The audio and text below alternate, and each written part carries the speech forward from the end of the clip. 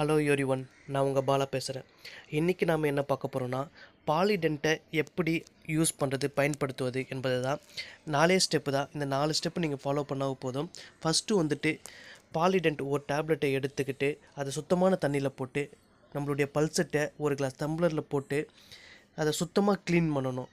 அதில் இடுக்கில் இருக்கிற அழுக்கை எல்லாத்தையுமே நல்லா க்ளீன் பண்ணி அதை தூய்மையாக பாலிடென்ட் டேப்லெட்டை பயன்படுத்தி வச்சுக்கணும்.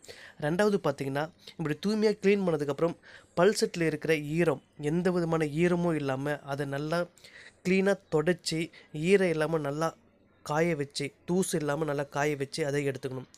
அதுக்கப்புறம் 3வது ஸ்டெப் பார்த்திங்கன்னா, இந்த பாலிடென்ட் பேஸ்ட்டை வந்துட்டு நம்ம பல்செட்டில் அப்ளை பண்ணணும். ஃபுல்லாக அப்ளை பண்ண தேவையில்ல. அங்கே ஃபோட்டோவில் பார்த்தா தெரியும், அந்த மாதிரி ஒரு 3 டாட் வச்சா போதும்.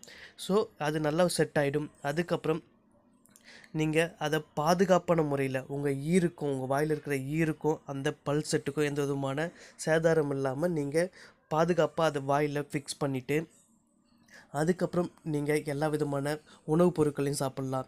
கடினமான உணவுப் பொருட்களையும் சாப்பிட்லாம். ஆனால் நம்ம இயற்கையாக இருக்கிற பல்லை நம்ம வந்துட்டு எப்படி வேணுமானாலும் கடிப்போம், சைட்லலாம் வச்சு கடிப்போம். ஆனால் இதில் அப்படி கடிக்க முடியாது. இதில் பார்த்து பக்குவமாக தான் கடித்து சாப்பிட வேண்டியதாக இருக்கும்.